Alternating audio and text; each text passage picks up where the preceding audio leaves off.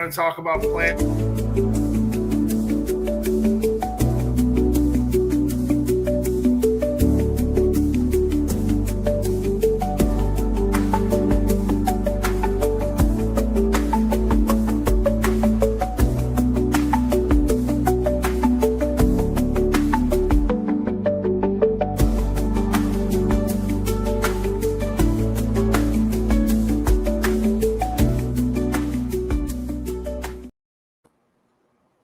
And we're back. We got another one. I think this is episode 38. 38. Episode 38. Start of the fourth quarter, buddy. What are we doing? How are the numbers? How did the third quarter turn out for you? 100%. I got to do my numbers. When you are an independent mortgage broker, when you're an independent business owner, when you're an independent small business, you have to do all your manual computations yourself. You can use a little Excel, you can use a little Google, but at the end of the day, you got to do those numbers yourself. You don't have this huge team that can actually come up with all those numbers for you. So I need to do that over the not this weekend, but maybe next week I can get that wrapped up. I know you're playing around here a little bit. I know you don't like to brag, but let's discuss. How many did you and your team do this month? We were able to help out 16 families. 16 families were able to, either refinance and restructure their debt, get some cash out, on their way to becoming future investors. We've helped people become first-time home buyers. But yeah, we were able to help out 16 families. Congrats, man. That's a good number. I mean, obviously I plug it in every once in a while. I know you don't like it. Top one producer in the state, top one producer in the country. Kind of goes to today's show. Sorry, I'm going to start off first here. The reason I'm doing this is because we're going to talk about planning and what it takes to produce numbers like that. Since today's the start of the fourth quarter, some of you in the audience can give maybe some of these tips a try into the fourth quarter and see how those plans can go into the new year. Again, he likes to plan. We talked last night. Hey, what do we want to talk about? This is what I decided to talk about. So he didn't know I was going to take the plug in the beginning. I'm going to turn it back over to him. No, and this is live streaming, obviously, on YouTube, LinkedIn, Facebook. We never know where the conversation is going to go, twists and turns. So it is always interesting. And yeah, I actually wanted to talk about mortgage products today. And he said, let's talk about the fourth quarter. And it's funny. A week ago, I was on LinkedIn. And, they're starting to do little shorts, right? Those little stories, reels, whatever you call them. I'm almost old school, like whatever platform they use different verbiage. But I was stumbling upon their shorts and it was a whole focus on locked in. And I guess I missed it because that started in September and they were like, hey, we need to get locked in to the year, to finish out the year, right? 4 months left to go. September, October, November, December, and we got to get locked in and finish strong. And then you bring this up as a topic of, hey, fourth quarter, what are you going to do? And I think it is interesting. A lot of people have different ways to look at it. Sometimes it's, okay, let's finish, not saying we're going to stop here, but let's finish and let's, what went right, what went wrong, 75% of the year is done. Let's start, forming our goals. Let's start forming our dreams for next year so we can come out the gates running. Where some people have that mindset of, let's finish strong. Let's give it everything we got and, really be proud of the year that what we have. There's no right or wrong, but it is interesting to talk about both. Absolutely. Right. And again, me and him are going to talk here a little bit, and then we'll still follow the normal format. But if anyone's got questions, pop them in the comments section if you want to discuss your goals or your planning, why we're kind of doing this. Yeah, definitely. Now, what is your take ultimately? Are you more of a starting off the year strong or finishing strong? What is your? I mean, we go against this one here. I always look at after Thanksgiving, I check out of the mortgage business. It's just my natural thing to do, and a lot of us do it. I don't see it. When I originate, I obviously have my purchase market that I get purchase business from, but I'm more of looking for refis, looking to take the consumer, regardless that the numbers don't support it. And from an activity standpoint, that's not there. I'm not knocking anybody that has the hustle that's still hustling for realtors. I've always taken a different approach in the marketplace. So it's kind of my shutdown time. If the business comes, it comes. Obviously, this year's a little different. We're going to see some drops in rates. So my fourth quarter is really going to be prepping for next year, reaching out to clients, finding out those expectations. Do they plan on moving in 26? Or what is that interest rate that will get them to consolidate debt and strip that equity out that we talk about? And stripping the equity out is a bad word, but for those in the industry know what I mean by that. And doing some debt consolidation or taking cash out. And on the flip side, realtors should think about that from a standpoint of reaching out to those clients that you closed 4 or 5 years ago and pairing up with a lender to have those conversations as a team with the expectation that maybe they do sell in March or April. I think ultimately in the Midwest, it's a no-brainer, right? I mean, November to March, generally we see colder weather. You know, a lot of people don't like to move in the cold. We see a natural slowdown just because of Mother Nature. Correct. And so most times than not, the focus is to focus on the refinance because the pre-approvals that you're doing is really, you know, preemptive of like, here, this is where, hey, I'm going to be looking to buy in April or May.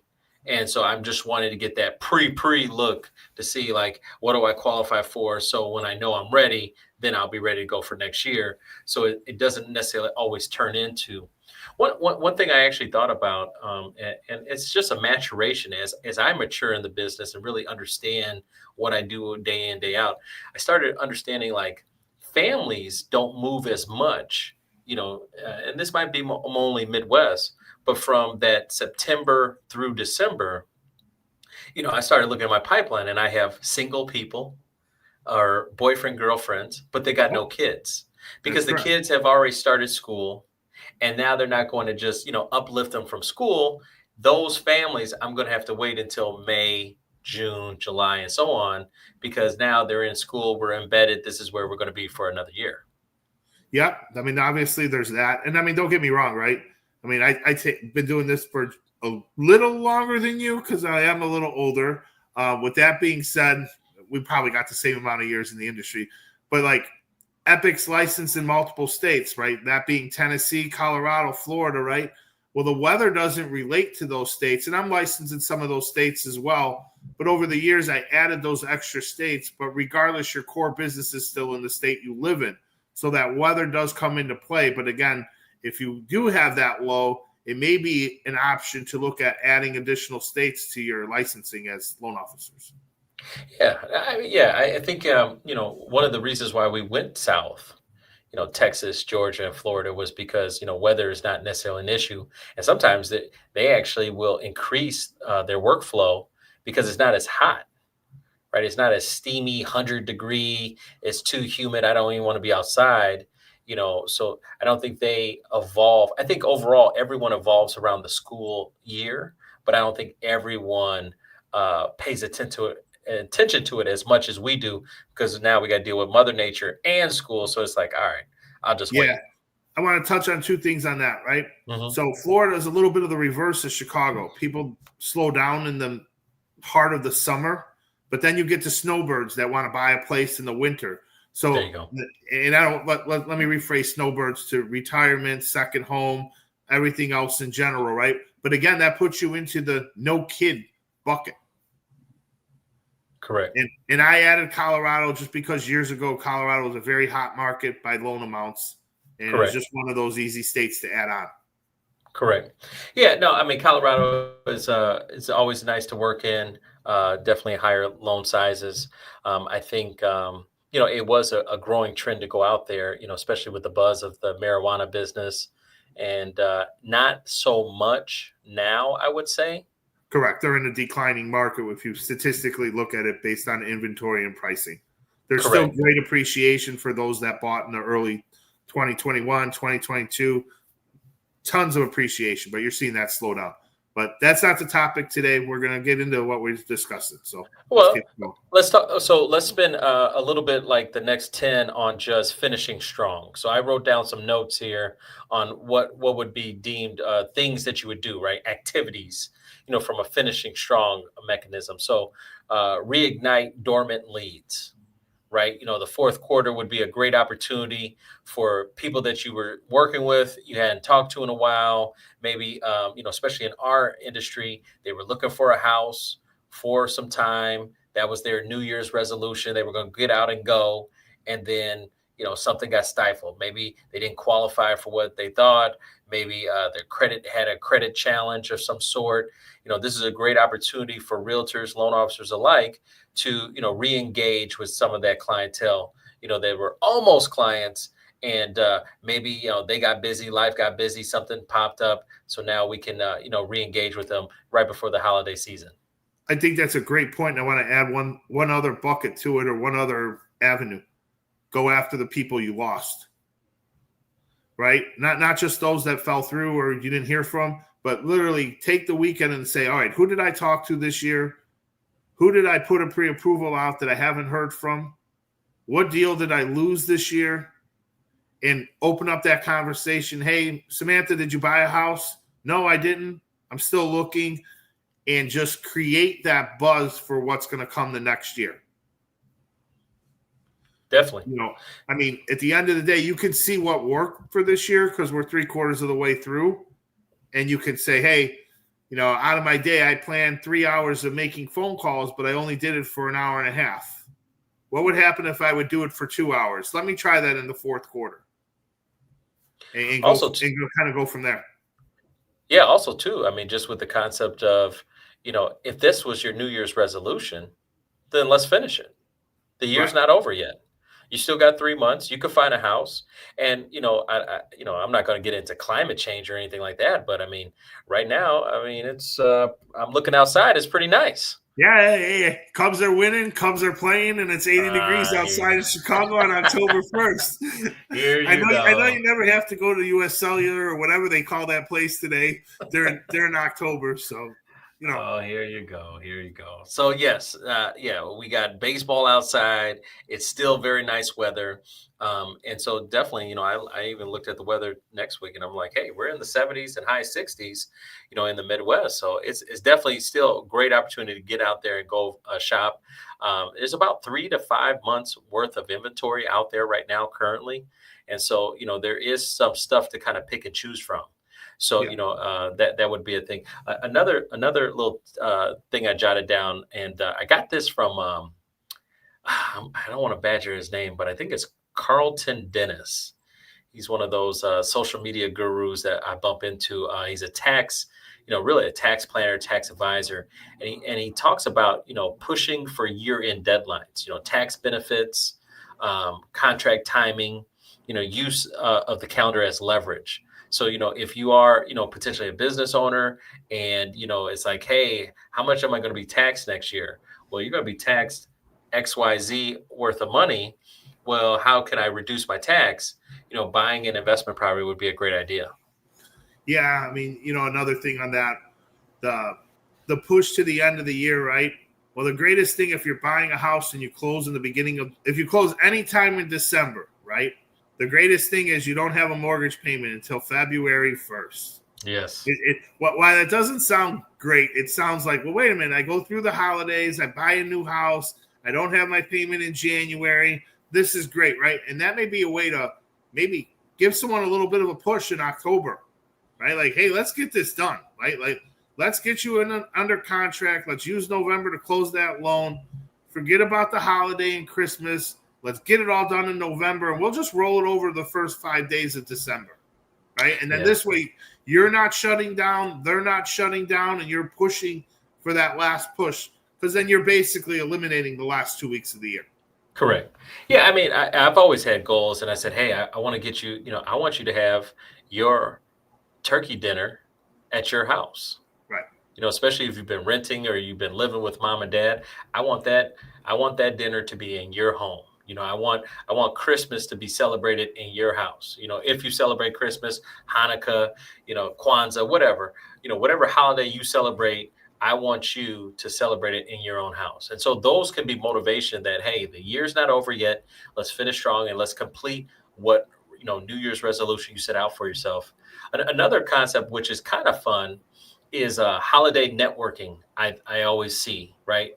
The holiday networking pops up, so more happy hours, more ugly sweater contests within, so those are an opportunity to re-engage people in a fun way.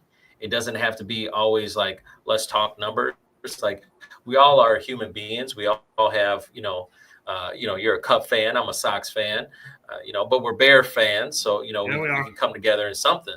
We got different opinions on Williams, but we're Bears fans. Hey, he's got the clutch gene. I'll tell you that. Yeah. But yeah, it showed up. It showed up.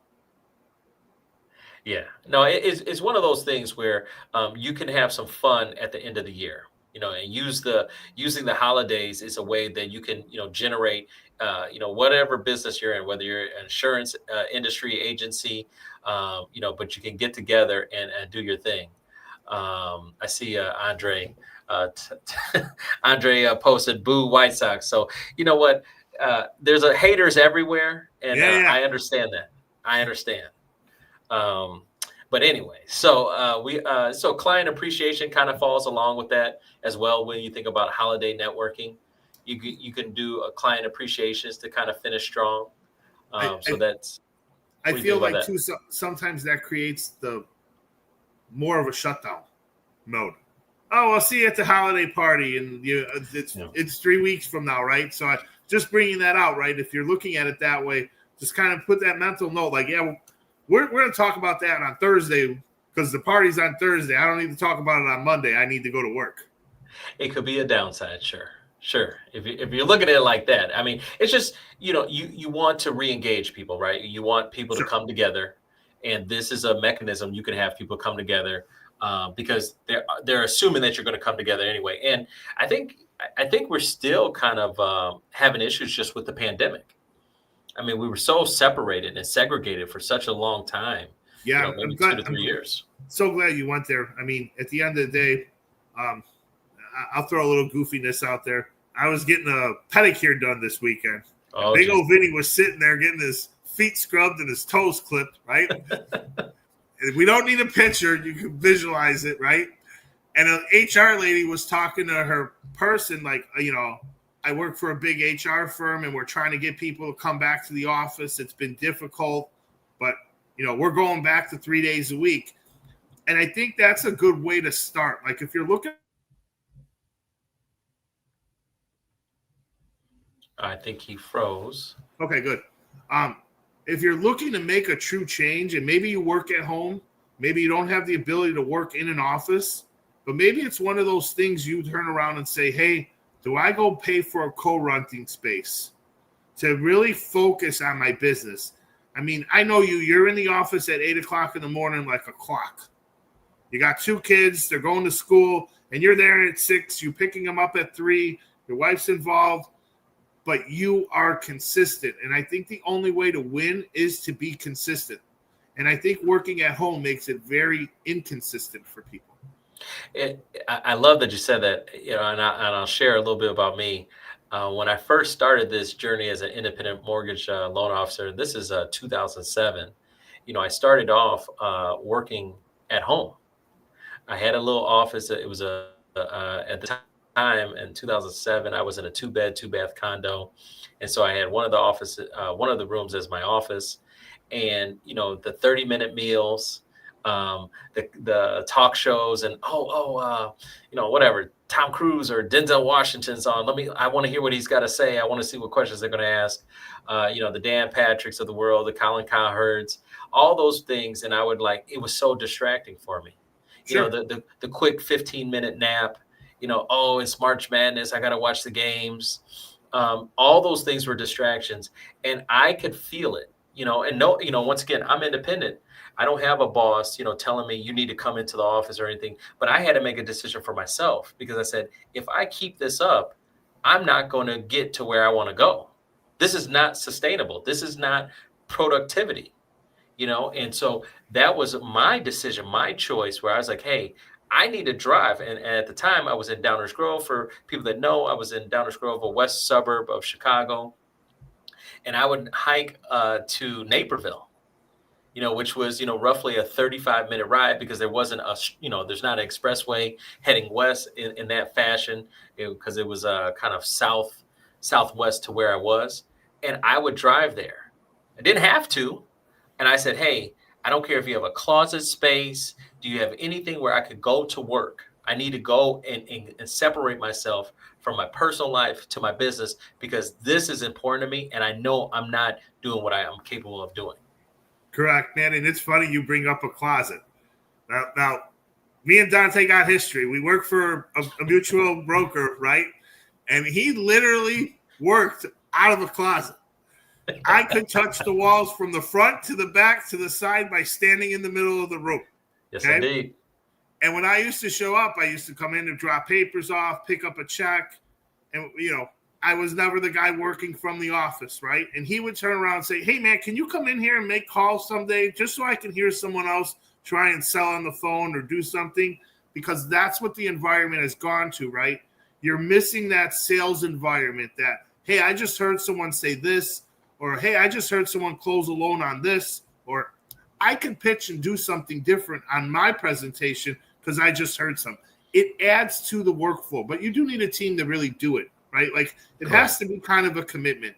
And if you don't want to spend the expense for an office or for a workspace, maybe talk to some other coworkers and be like, hey, let's go to the office at 5 o'clock on a Tuesday to 7 and make calls. And get your boss involved and see if they'll buy food or whatever, and make it some form of fun environment instead of popping on a Zoom call. Yeah, I do know, because I've seen some loan officer meetings and breakfast clubs and all this stuff, and they do kind of the power hour, and they try to be accountability partners, right? They try to be accountable. And we had that conversation a couple of days ago with John Andrade, and, talking about accountability, and they would all be on the Zoom. They put themselves on mute, and it's just the act of, you see me on the phone, and so you're encouraging the next person to do the same thing. But the reality is, to your point, I don't get to hear you. How did you overcome that objection? What did they say? What did you say? And just hearing different spins of, it has really helped me. Definitely, no question. There's good and bad, obviously, being, I was just talking to my assistant today, and I was saying how my kids one day will be like, man, Dad, you really had to go to an office just to turn on your computer? Why did you just not work from home? I don't really understand. It doesn't make a lot of sense in 2025 why people did that for so many years.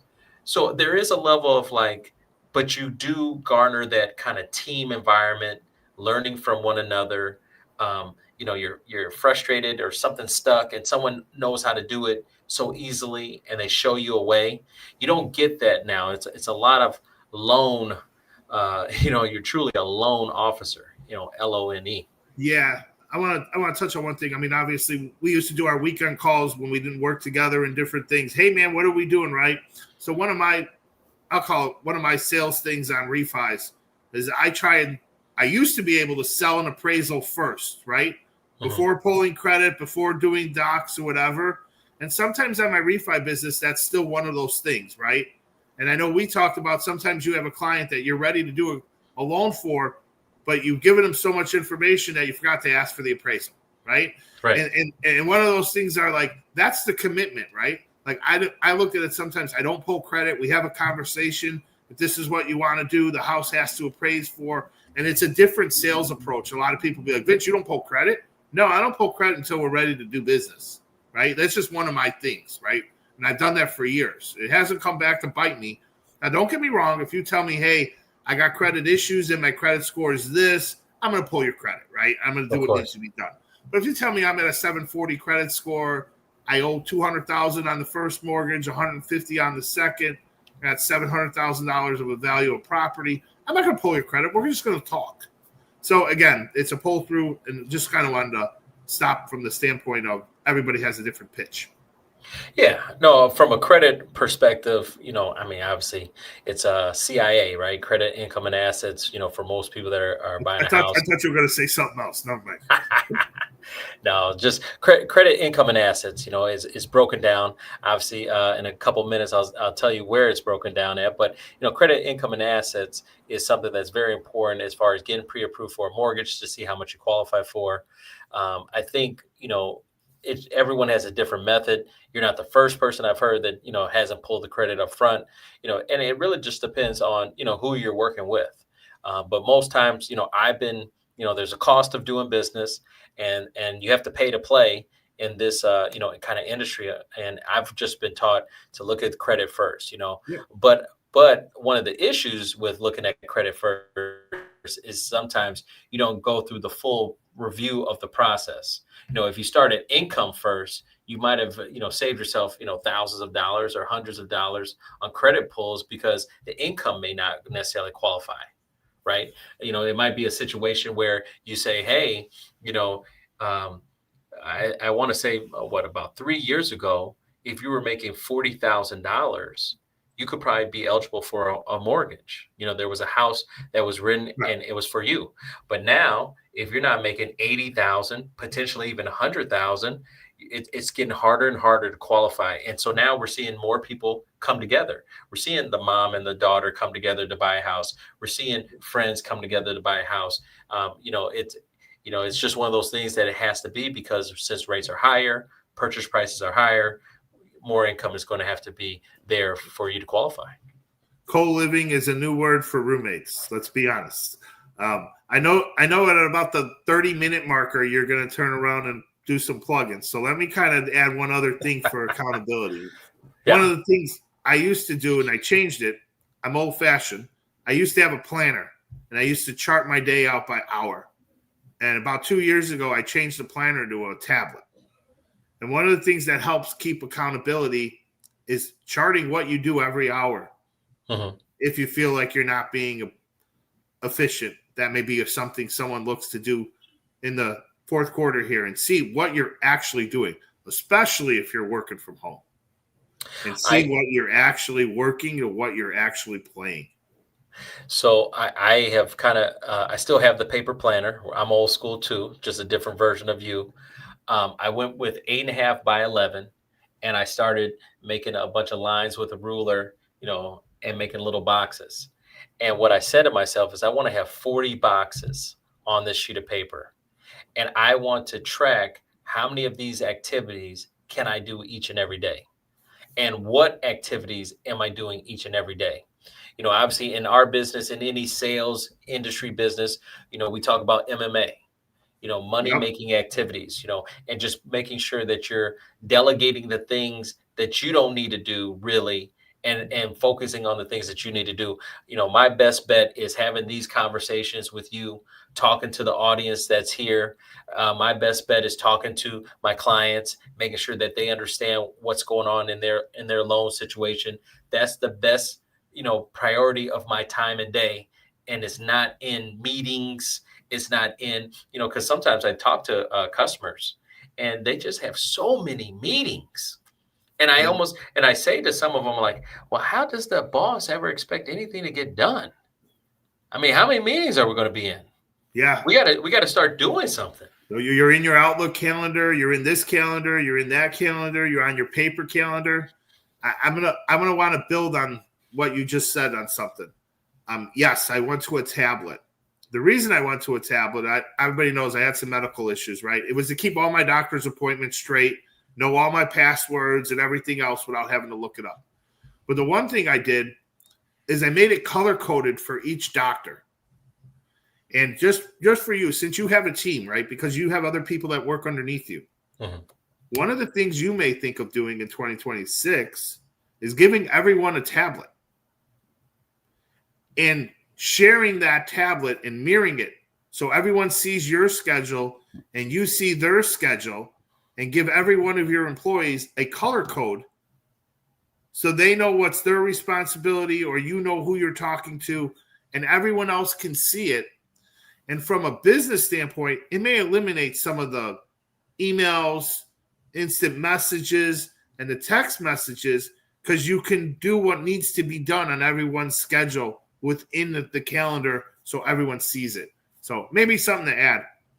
Yeah, we're working on Calendly, the Calendly app, Okay. Calendly.com. So and working with my assistant today on just saying, hey, we need to be using this website every day, and so then that way my schedule, and then we got to start plugging people into the schedule. And so I think it's very important for people to know, hey, what's going on. And at first it was like, well, you do what you're going to do, but especially working remote. Our company has still been built on remote work, and I like it like that. But at the same time, there has to be a trust level involved. And then the second thing is we got to know what everyone's doing at every day. So they need to know, hey, it's 12 o'clock. Dante is on, Epic he's on this call. I can't bother him, and I got to wait. But I still got to get what I need to get done. Correct. Well, let me go ahead and get it done, and I know he's done at 1:05, so then I can buzz him. Correct. Right. So instead of sending the email, checking it out, like everybody knows what your schedule is. Exactly. Don't call me at 12:45 expecting me to pick up the phone. I'm doing this. This is what I'm doing. This is my block time. So yeah, it's very important to structure and make sure especially if you're working with the team, is that everyone knows the schedule. Yeah, for sure. So yeah, I mean, I think finishing strong has always been my belief. As we kind of look at, just overall, finishing strong to me is so important. If you have goals, then finish them, and I think every quarter is a good time. I guess we started with this. Write down your goals. If you haven't started writing down goals, you should be writing down your goals. Once you start writing down your goals, evaluate your goals every quarter. You could do it weekly, depending on what the goal is, and just remind yourself, because I know if I don't look back, I don't remember what I wrote down in January. Yeah, I don't remember. So you have to review them. I tape them in my paper daily planner. I tape them in the beginning of the year, and then I just glance at them. Okay, it's the fourth quarter, it's the third quarter. Okay, and then that way I have an idea of like, okay, cool. I know what I need to do, and I got to execute and get it done. And it's worked for me. I'm still now nowhere where I want to be, and I'm always going to be my harshest critic, but that part has at least, it seems like I'm on the right path. Sure. And for those that maybe didn't do this in the 2025 and it's the plan to do it in 2026, don't wait until 2026 to start it. Act like today's the end of the year. It starts the new year now, and try it for 3 months or 2 months, and then critique it and look where you can improve it, and then make those goals for 2026. Yeah, no doubt. You got to lock in, as they say on LinkedIn. Hey, let's do some housekeeping notes. You got it. That's all you. I can shut up for a minute. Hey, this episode today is sponsored by Epic Mortgage. Whether you're buying, refinancing, or investing, call Epic today. That's 708-905-5300. That's 708-905-5300. It's your dreams, your goals. Let's plan together. Now, if you need a blueprint, if you need that step-by-step playbook for turning your mortgage into a wealth-building machine, that book right behind me, The Ultimate Mortgage Guide, is available today on Amazon.com. Check it out, Amazon.com, The Ultimate Mortgage Guide. You can get it in Kindle. You can get it in paperback or hardcover, but it gives you information to get you more comfortable with just the whole mortgage process. I have a client, and I can't wait to say congratulations to her. She's going to be buying her house, hopefully Friday, maybe Monday. We'll see how it plays out. And she bought the book. She read it, and it helped her at least the process, the steps. So as we were going through it, it kind of gave her at least a reference, like, oh yeah, that's right, he did reference that. So she knew what was going on, and I really appreciate her feedback with just telling me how the book helped her. So the book is great, in my humble opinion, definitely worth checking out. The Ultimate Mortgage Guide, available on Amazon.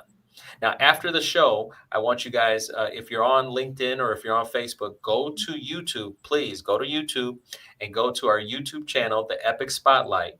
For people that are on YouTube, just stay there and make sure you check out Epic Spotlight Podcast. Latest interview is Brandon, Mr. Finance Ellington. Unlock the secrets to building real wealth with Brandon, Mr. Finance. In this exclusive interview, Brandon reveals the proven strategies that turned his family's real estate hustle into generational wealth. Discover the biggest misconceptions about getting rich, how to leverage credit and passive income, and the exact steps he took starting to become a millionaire. Now, you might have seen Brandon, Mr. Finance, on WGN in the mornings. He threw out the baseball first pitch with the White Sox.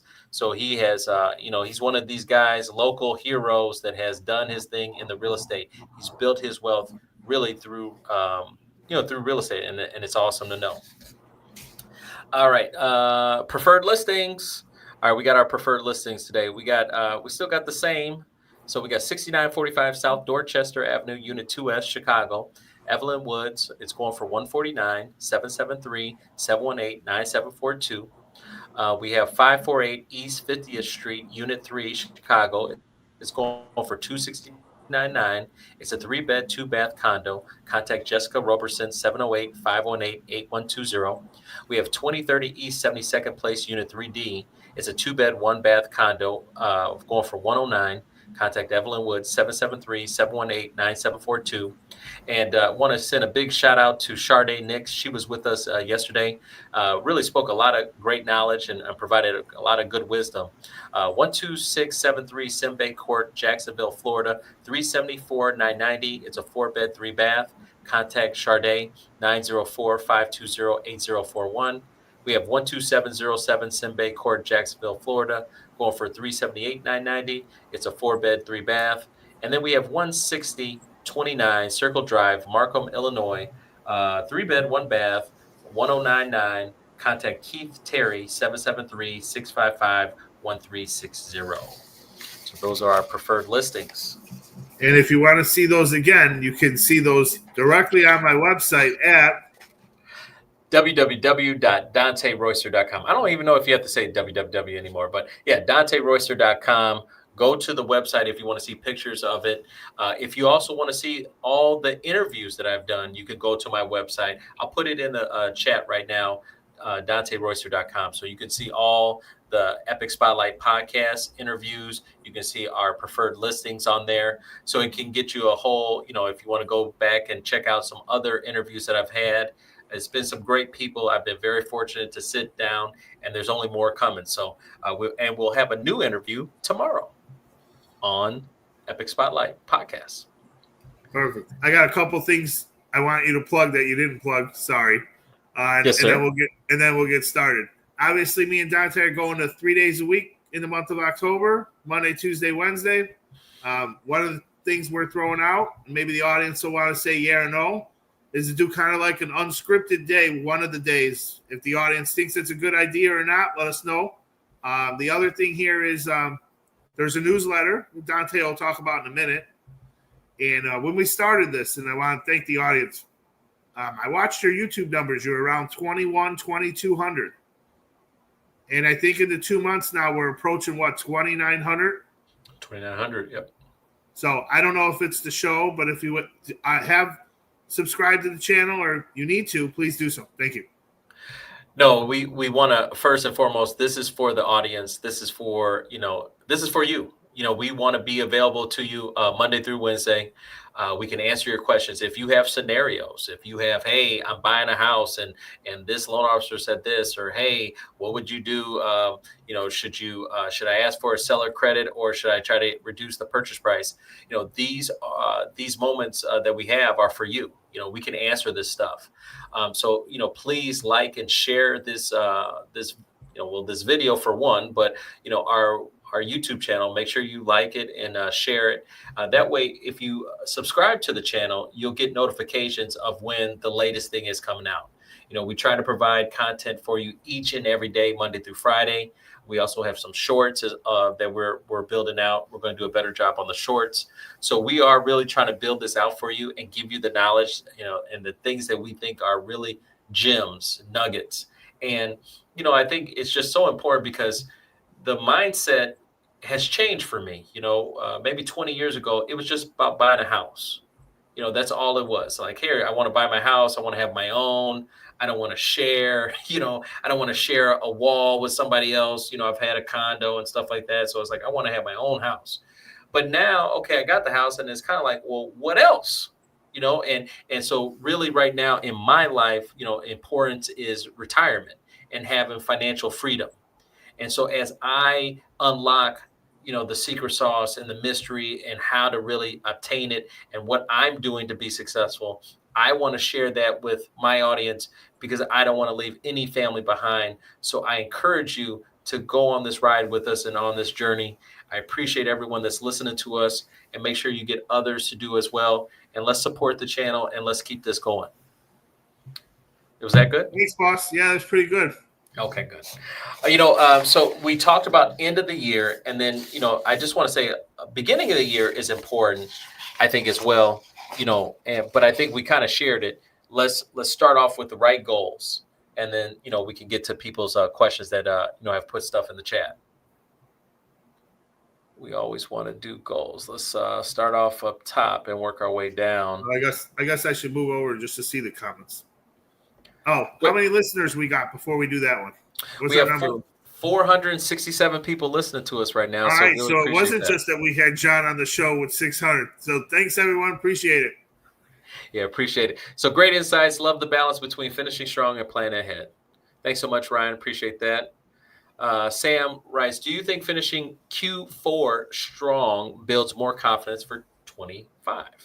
Well, actually, you would be for 26 for next year, but of course. I would say absolutely, right? I mean, yeah. As a loan officer, we like our monthly numbers, but we know there's also rollover, right? So if you finish strong in the fourth quarter and the end of the year, you're going to have a good first quarter because something's going to carry over, and also that momentum carries over. Correct. There is a little level of fatigue.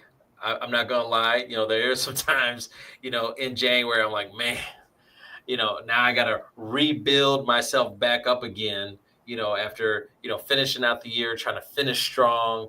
There is a little level of fatigue. So you do have to find time, and hopefully you can find that through the holiday season to unplug, unwind a little bit, and then, kind of recharge that engine. So you've got to be mindful of that. Let me touch on that real quick. Mm-hmm. In the month of December, if you can do it, take the Friday and Monday off, or do it for the last 2 weeks in the first week of January. You got to give yourself some of the time to reset so you don't have that fatigue.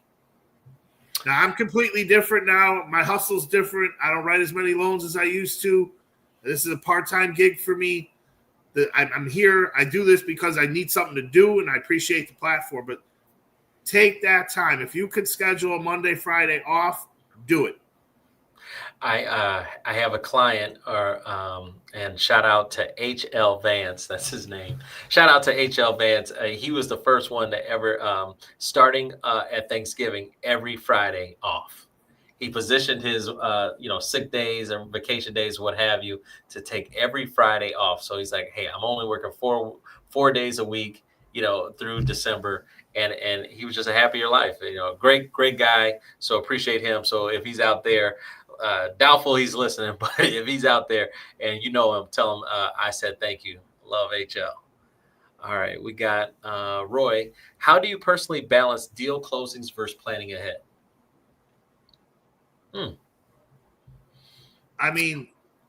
To me, you're never planning ahead as long as you're doing what you're supposed to be doing. And I know that sounds a little goofy, and the planning ahead could be like, well, I'm going to hit these numbers. But what I mean by that is if you're not doing MMA in October, you're not making money in November and December. So that is the planning of ahead to me. At the end of the day, right, Zoom calls, meetings, everything else, it gets in the way of MMA. You have to figure out, how do I make my calls consistently, and how much time do I give myself for those calls? They don't need to be cold calls, whether they're calls to realtors, your financial planners, whatever. What am I doing, and how consistent am I with doing it? Because if I'm consistent, there's no lag or the roller coaster. Yeah, there's multiple ways to answer this. And so I thought of two different answers. So I'll give the first one. The first one, and this is to your point, we're loan officers. So when we take an application, generally speaking, or at least on a pre-approval application, That person still has to go out, find a house and a property. So applications today could lead to a potential closing in November, in December. So we are already planning ahead by just taking that initial pre-approval application. So that's how we kind of, so obviously balancing deals closing today, hopefully you have a team. You want to have a team, and then you want to also too, that can help you close the deals today as you're working on the MMA, to Vince, what Vince is saying, to plan for closing. My other thing that I was going to say to this is really, the whole concept of working in your business and working on your business. And you have to find time and blocks of time to work on your business and work in your business. And so in your business is obviously generating the MMA, but then on your business is that long-term planning, long-term thinking. Reaching out to loan officers and having them want to join the team, talking to realtors and hopefully they want to work with us next year. Talking to realtors that you work with this year and evaluate, how'd you like the experience? Was it epic? And what can we do differently next year that we can, either, match what we did this year or do more. You know what I mean? So I think there is a level of 80-20 probably, but at least 20% of your time should be on planning out for next, just planning and working on top of the business, not working in the business. That's what I would say. Roy's, I guess, commented to locking in momentum better for experienced pros or beginners. I mean, I think you have to take small. Yeah, I'm sorry. I was going to lean to beginners. I mean, at the experience on the pros, the momentum is what it is, right? I mean, if you're already there, you're there. As a new person, it's the excitement of closing your first loan or hitting your goal, whether that's financial, whether that's a couple more units or wherever that is, right? Like you can't pull that momentum, right? Especially from a new person learning the business. Yeah, it's the beginner, you take the small wins, right? And any small win is a victory. Your first application, oh my gosh, your first deal got conditionally approved. Those are small wins that you can say, hey, I'm moving in the right direction. It's harder to get excited as an experienced pro because you've been there, done that. It's really just trying to hurry to get to the finish line per se, because you've already been through those little bits. But, I think small wins are always important to kind of keep momentum going and goal setting, right? If you want to lock in and have momentum better, then you have to have goals that you're running to, whether you're experienced or not. Yeah. Dirk, what's the biggest risk of not finishing strong in Q4? Taking the time off or not looking at your schedule correctly and planning correctly. Yeah, well, biggest risk. I mean, shoot, it's just it becomes fictitious, right? Your goals, you're writing them down for what? If you're not going to hold yourself accountable, who's going to be your best accountability partner? It's going to be you. You're your best accountability partner. You have to hold yourself accountable to do these things. Yeah. No, I didn't mean to cut you off, but I did. If you're worried about finishing strong in the fourth quarter, that means your third quarter was good, right? I mean, and so that goes back to momentum planning. Just stay consistent with what's there and review it, and maybe you make some tweaks. Otherwise, if it's working, right? I mean, you just got to stay consistent with it. I talk to loan officers, almost every day, and there's 4 reasons why most loan officers fail. Right. I always go back to this, they don't put enough time into it. At the end of the day, they don't put enough time into your craft. So it doesn't matter, whatever widget you're selling, sales is sales. You have to speak to people and you have to problem solve. And you have to find the people that may, you have a solution and you have to find the people that have that problem. Right. I mean, that's basic in any type of sales. Are you putting enough time into it? And I see a lot of people not. Now they might say, this is so hard. I don't know anybody. So then they'll do something else, right? They'll go do Uber, or they'll go be a sales consultant for a general contractor to try to make some. And I know you might have to make some money on the side to keep it going, but I just encourage you to put enough time into this. Whatever your main thing is, make your main thing your main thing. Yeah, let me throw this on there. There's two parts to this job. There's being a loan officer, and you're also your own processor. You may not do the clerical work to it, but you have to know how to get the loan through the system. And when people start out new in this business, they may be great salespeople, and then they get discouraged because they don't know how the process works, or they're not partnered with someone that knows how the process works. So this is more for the newer people. If you are in this business and you are new, you want to learn sales first, and you worry about processing second, because you have to trust your team or whoever you decide to hang your hat with. If you want to learn how to process before becoming a salesperson, then you need to turn around and say, hey, I'm going to go find an operations position to help me learn what I need to do on a sales side. That's more of a little longer term thing. Those with strong operation backgrounds last because you understand what you need to get when you go out there and sell. So it's not as frustrating, right? It's not just a rate sheet. Right. I've seen the ops person fail, and I've seen the sales guy fail, because the sales guy, he gets 20 deals, but he doesn't know how to close all of them. And some of them are not structured properly. He got the person, he just didn't structure it correctly. So he gets frustrated. And then the ops person, man, they know everything from A to Z to keep a clean file and as smooth as a baby's bottom, but they don't know how to go get a client. So you know Correct. all the products, but you can't get a client. You know, at the end of the day, you have to go get the client. You have to go meet somebody, however you meet them. You know, like you said earlier, hey, you might want to go direct to the client and you want to meet them. You want to be introduced by a buddy or a friend or something like that. You don't want to, you know, or I may, you know, want to be introduced by a realtor, right? You know, a realtor is going to say, hey, call this guy. He's a great guy. And, you know, and we do things like this so we can maybe get more clients directly that just call me, you know, directly off of these platforms. But, you know, it is one of those things where you still have to figure out your way to get a client. And so it's great that you know everything, you know, because that's what you always hear, right? In an interview, people are like, well, I just want to get to understand this. You know, I want to understand everything. I want to understand how everything works from A to Z. And it's like, okay. Yep. No. How are we going to do that? Obviously the struggle is, right? There is no business without clients, right? At the end of the day, right? Correct. That is the most important thing you need to concentrate on. It's not learning the guidelines. It's knowing enough to touch on it, right? And just to be able to have that conversation and tell a person, if you don't know it, hey, I'll get you the answer. But then you have to be able to depend on your ops team to get you that answer and deliver. And sometimes that doesn't work. Exactly. And that's, you know, and it's just a frustration. You know, it's a thing that, you know, let's go back to the 4 reasons why people fail. You know, it's not putting enough time in. I always look at my brother, you know, my brother, you know, I admire him a lot. You know, his work ethic is tremendous, you know, and I think I work hard and, you know, he's the guy that would have a job 9 to 5 and then he go work his, you know, what he wanted to strive to do, his entrepreneurial spirit from, you know, 6 to 12.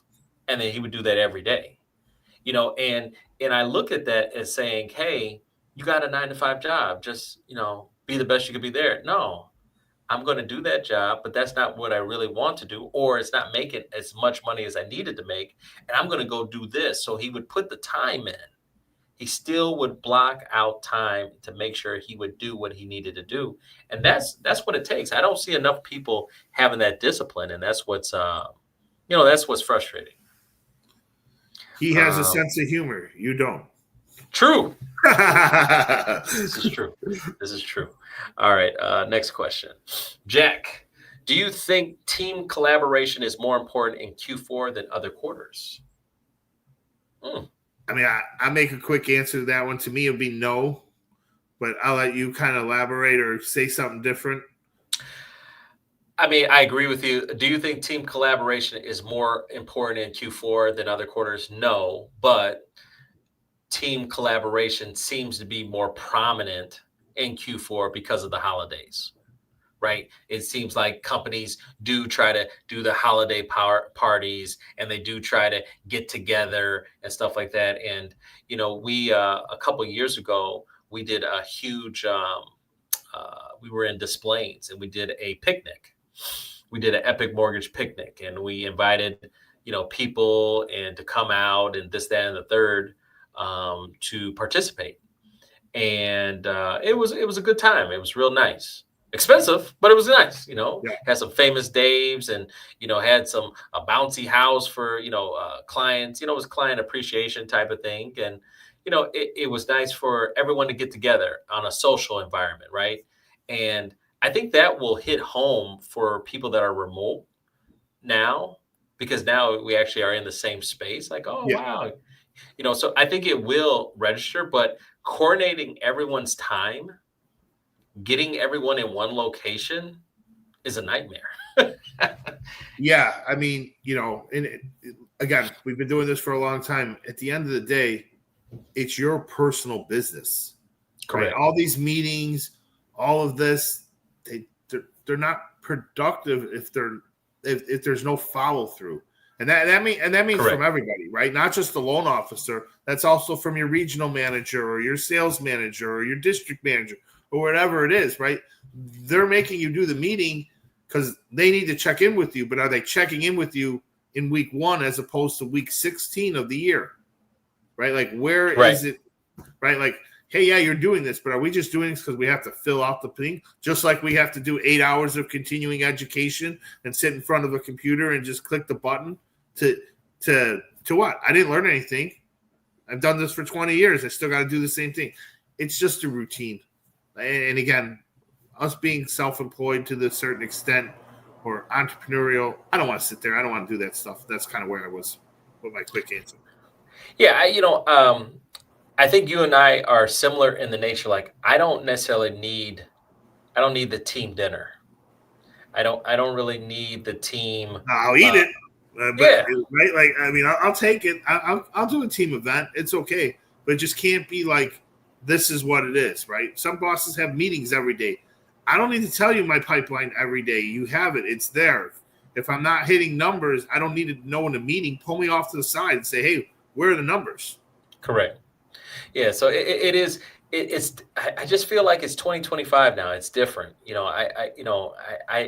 be nice. I'm sure. And it just depends on who you are and the makeup you are. I'm sure for some, and we've had this conversation on team meetings, they would love to like engage and like, oh yeah, let's get together and let's rub elbows and stuff like that. I just, it is weird for me because I'm just like, I don't need that. Like, no. And I've been away from it, obviously, in not in a Zoom environment, not working from home or different things. But is it more the accountability from your managers now are just putting things in Zoom instead of having that one-on-one confrontational, hey, man, you only closed 4 loans last quarter. What's going on, right? Are we in an environment where sales managers aren't putting the pressure just because everything's so easy? Oh, we'll just do a group call. Yeah, I don't know. And I would be curious, audience, if you know some, managers, branch managers, please let us know in the chat. I don't know how it's done. Obviously I've been away now with this business for the last 6 years. So I don't really know anymore about how others, kind of do it. I know there's a huge level of trying to get people back into the office, right? They want to get, hey, we've been spending, tens of thousands of dollars on rent in these office spaces. We need your butt back here. They're trying to play nice and play the hybrid game. I'm just loving the remote stuff. It's like, hey, we got a task, we got a job to do. Let's just do the job and let's keep going. I understand some people like that warm and fuzzy, and we might lose that a little bit, with not having, the water cooler talks and, oh, how's your kids? There is a level of, you just don't know what you don't know because it's just strict, but I don't know. I've enjoyed it. I really have. Well, yeah, but you've also done something different, right? Before you used to work on a schedule of appointments and meetings and face-to-face and working on the weekends, and clients would come to the office to see you in that little closet so you can go in the big conference room on the other side, collect all their paperwork and put everything together, right? Right. And now you've structured your business where we're on Zoom. I'm not driving around. I'm in my office from 8 to 5. Again, I'm in my office from 8 to 5. What time would you like to do the Zoom call? It's not like, hey, we can do this, but I'd rather do it this way. You're there to do it, right? You've limit your coffee clutching with realtors and going out to lunch and all those things, but you're using the technology to really push the effort of making that business work. Correct. Yeah, I mean, as long as the audience is accepting of it, this to me is more efficient, right? True. I walk 10 steps and I get into my conference and I get to speak to 470 people. That's, to me, it's worth it. So I think technology is great. This is the stuff that makes sense to me. Being able to talk to the masses at one time and answer their questions and be there for them. And I understand team collaboration, and I appreciate it, and I get it. And thanks, Jack, for that question. It brought an interesting little tangent that we went on. But yeah, I'm just not a person, But once again, there are people that want prizes and awards, right? There's a lot of companies that will, hey, you got President's Club, and you're going to get a free ticket to Hawaii with your husband, but it's not that you get to go out at any time. You have to go with the company. You go out on this trip and stuff like that, and you get. I don't need that. I'd rather, hey, can I get the money? Right. That extra $3,000 you're going to pay for Hawaii. Can I just get the money? I'd rather buy crypto. Well, yeah. I mean, if you would have bought it 20 years ago and held it, that would have been great, right? Right. But with that being said, right? I mean, and we can have a little fun with this, right? I don't need to know how the baby's made. Just give me the baby, right? Correct. And that being said, it's like I work with you from 9 to 5. I don't need to be with you on a vacation. Correct. Right? And it's that division, right? And sometimes that environment of doing everything together, you get away from working. Correct. I mean, it brings camaraderie. You're hoping, right? If I'm a business owner and I'm doing this, why am I doing it? I'm trying to provide camaraderie, loyalty. You won't leave me now because you have these, prizes that you're relying on. But, to me, I'd rather try to build that loyalty and camaraderie a different way. And I bring it by autonomy, freedom. You don't have to drive to me every day. You can work from home. You can build your own schedule. Those to me are perks, right? I'm saving on gas. I don't care what gas prices are because I don't even have to use my car anymore. Those are the things that I want to kind of give you as a perk. But to each his own. I mean, it's kind of old school versus new school, but I'm just embracing. That's the one new school thing I 100% embracing. We got a couple more and then we'll get this wrapped up. Yeah. No, I think we just did that. Appreciate that. Do you think the market shifts change whether we should push or plan? Market shifts change whether we push. Well, I mean, I'll touch on this. The market always changes, right? I mean, it is what it is. The push is you're pushing for lower rates if you're concentrating as a loan officer. You're pushing for lower rates if you're concentrating as a realtor to list homes. But it's still the same process. You got to start planting those seeds today. Yeah, I think you said that well done. And then let's go to the last question here. Do you think markets in 2025 will reward momentum more than strategy? I'm going to go to the strategy because you can't control whether or not we actually get the lower rates or not, which if you're concentrating on the momentum, that would be taking it away. Let me give you an example of strategy from the standpoint of a realtor. Reach out to your clients that you closed the loan for 5 years ago or purchased a house on. See what their goals are. That's the strategy, right? Are they looking to move? Are they there? You can then pair that up with a loan officer and create momentum. But if rates don't drop and you're planning for momentum, then you're missing the execution. Love it. Yeah, strategy always. I mean, that's all we do is really are talking different strategies of how to handle things and how to do things. So, no, that's good. So yeah, I mean, so here we are. It's Wednesday. This is the last one for the week. We'll be back Monday with a brand new show.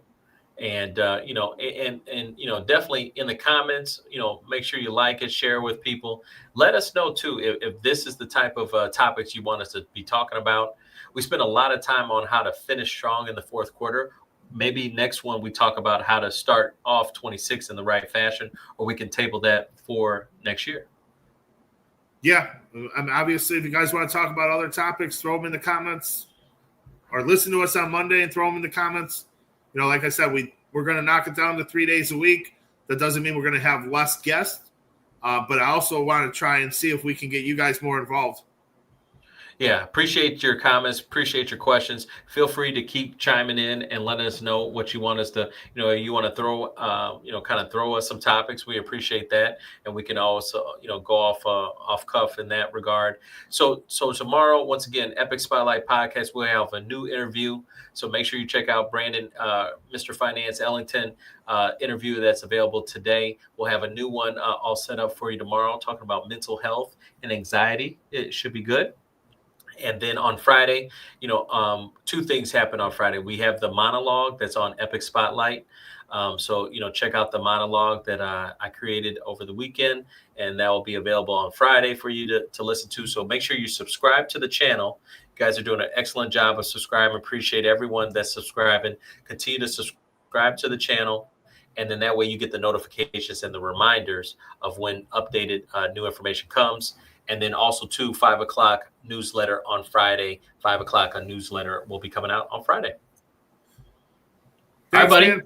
I appreciate it. Thank you, everyone in the audience, and have a good rest of the week. And I will obviously still talk to you, unfortunately, but have a good evening, bud. I am not a Cubs fan, but I hope that you are in a good mood, and hopefully they finish what they started yesterday. Well, you'll know tomorrow.